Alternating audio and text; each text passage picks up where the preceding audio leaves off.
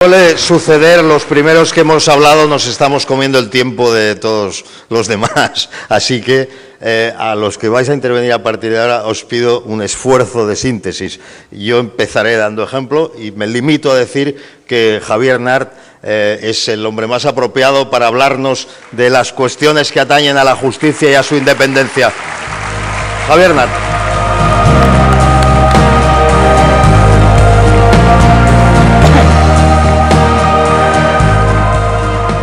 Hay palabras que terminan por aburrir porque parecen redundantes. Yo no conozco ningún partido político que no hable de la reforma de la justicia y de la independencia del Poder Judicial. Una cosa es la música y después vamos a la letra, y de la poesía pasar a la prosa y ver qué es lo que realmente sucede. Miren, yo no soy un teórico de la teoría, sino que soy un práctico de la teoría. Yo soy abogado desde hace 44 años, así que quizás más por práctica que por ciencia, o alguna ciencia también, sé de lo que hablo y, por lo tanto, les expongo cuál ha sido mi propia experiencia, que es la experiencia del abogado, en último término, del práctico de la justicia, del practicante de la justicia, pero que se corresponde con el practicado, que son pues toda la ciudadanía que pasan por la justicia. El documento que se les presenta es un documento incompleto y abierto, y además voluntariamente incompleto y necesariamente abierto, porque no se trata de esos documentos retóricos y formales que ya están escritos para que la gente se adhiera en forma entusiástica, sino para que sea objeto de crítica y sea objeto de aportaciones. Yo ciertamente ni poseo toda la verdad, ni toda la verdad está en mi conocimiento. Está en lo que yo entiendo que puede ser, y en ese sentido a los ciudadanos me remito para que presenten un documento completo desde un poco el esqueleto de lo que yo he planteado. Miren, la justicia no solamente es una metafísica, sino que es una física necesaria, porque la justicia significa la resolución de nuestros problemas, y para que nuestros problemas sean resolubles tienen que ser resueltos de una manera rápida y eficaz. La justicia filosófica dentro de 15 años queda para las estadísticas y para la frustración. Y para ello lo que les diría son las volutas del arco, para hablar únicamente de músicas celestiales. Es necesario, por lo tanto, una reforma de las normas de procedimiento. Los abogados decimos que los ritos del procedimiento en ocasiones son los ratos del procedimiento, más que los ritos. Y, por lo tanto, tenemos que llegar a una justicia que sea más efectiva y más corta, más rápida. Para eso hace falta mayor cantidad de medios. En España estamos aplicando la mitad de los medios que se aplican en la Unión Europea. Para que se hagan una idea, en la media de los países desarrollados hay una media de 20 jueces por 100.000 habitantes. En España tenemos 10 jueces por 100.000 habitantes. Tenemos una ley de ratos, que no de ritos, que es del siglo XIX, cuando se escribían los procedimientos a pluma. Yo tengo alguno en mi casa porque soy coleccionista de papel viejo y lector de lo que puedo. Son interesantes, pero son, yo diría, profundamente frustrantes en el momento de hoy, donde de la pluma y el tintero se ha pasado al ordenador, pero a poca cosa más. Por lo tanto, una reforma fundamental en las normas de procedimiento para que sean efectivas, para que sean rápidas, para que dejen de ser tan rituales y sean efectivas, una mayor cantidad de medios en la justicia, para que los jueces puedan disponer también de personal profesionalizado, una determinación de jueces por cada una de sus propias competencias. Esto está produciéndose en algunos lugares, pero aún es necesario ampliarlo en mayor cantidad por una razón.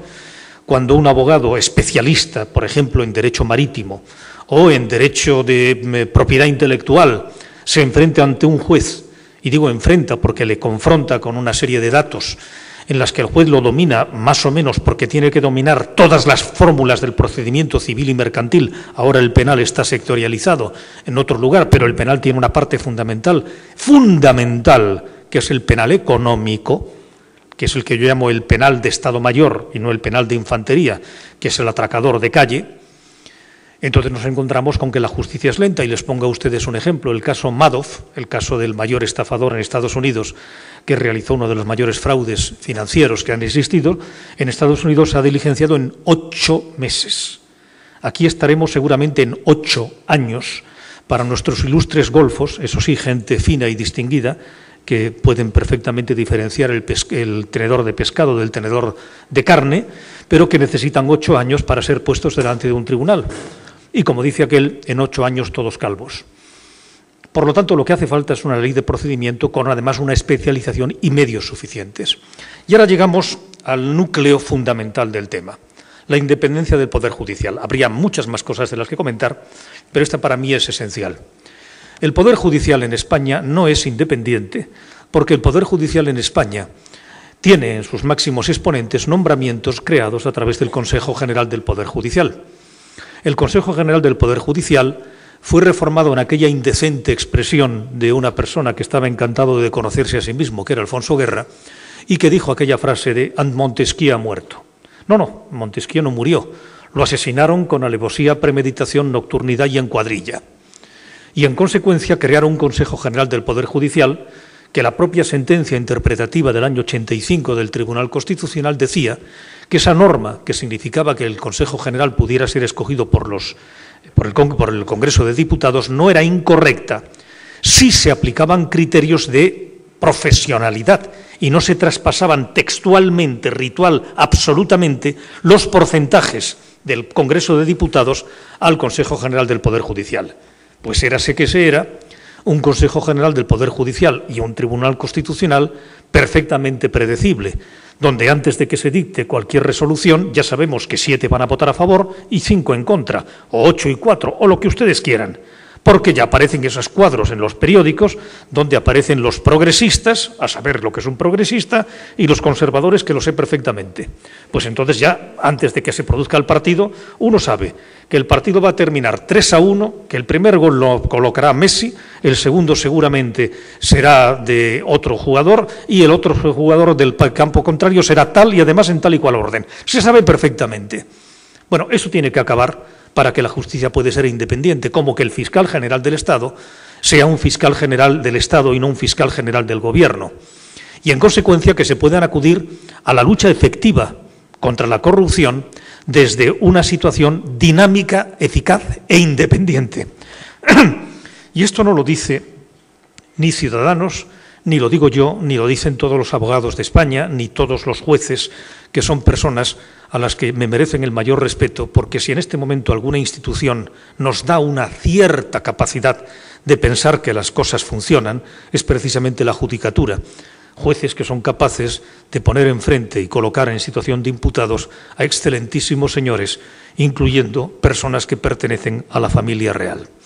Bueno, eso que sería inaudito en cualquier otro país, por lo tanto les doy una imagen de confianza y de esperanza, se puede producir porque sí existe independencia en los jueces de infantería, en los jueces de abajo, y en muchos magistrados naturalmente que sí.